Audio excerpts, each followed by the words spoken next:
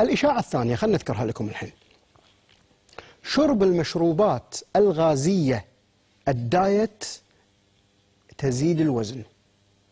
هل فعلا تزيد الوزن؟ هذه طبعا إشاعة، وإشاعة منتشرة بقوة، وإشاعة منتشرة بكثرة.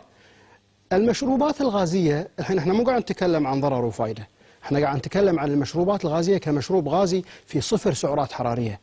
ليس هناك سعرات حرارية، يعني لو واحد ينقطب صحراء وما عنده أكل وما يقدر يسوي شيء وما عنده إلا مشروب دايت، إذا شرب الدايت هل يعيش؟ لا، لأنه ما في أصلا طاقة، ما يعطي طاقة، ما يعطي سعرات حرارية للجسم، فهو خالي من السعرات الحرارية.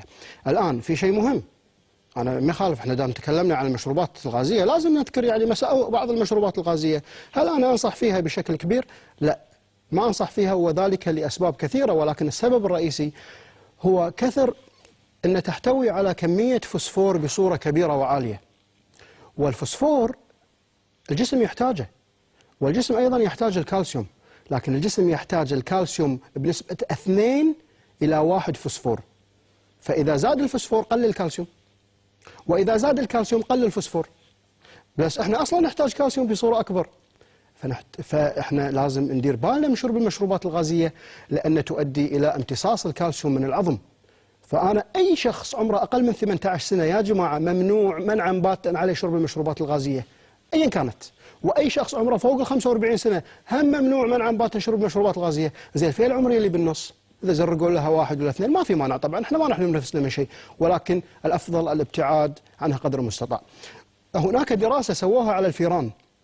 الفار طبعا دائما يسوون عليه دراسات مخبرية، لأن تكوين جسم الفار نفس الإنسان، لكن احنا نتميز عليه بالعقل طبعا. فسووا دراسة عجيبة، جابوا قفصين زين وحطوا على القفص الأول فيران والثاني هم فيران ثانية، بس حطوا مشروب غازي دايت بالقفص الأول ومشروب غازي عادي بالقفص الثاني. شربوا الفيران المشروب الغازي هذا الدايت وهذا العادي. ايش صار بعدين؟ طلعوهم وحطوهم كلهم بقفص واحد في كيكة، الظاهر كيكة لذيذة، ما أدري عاد شنو الكيكة اللي حاطينها بالضبط.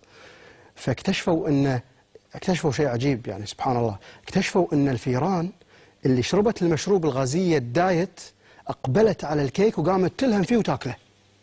أما اللي شربت المشروب الغازي العادي اللي بسكر عادي ما اتجهت للكيك وما راحت له نهائيا.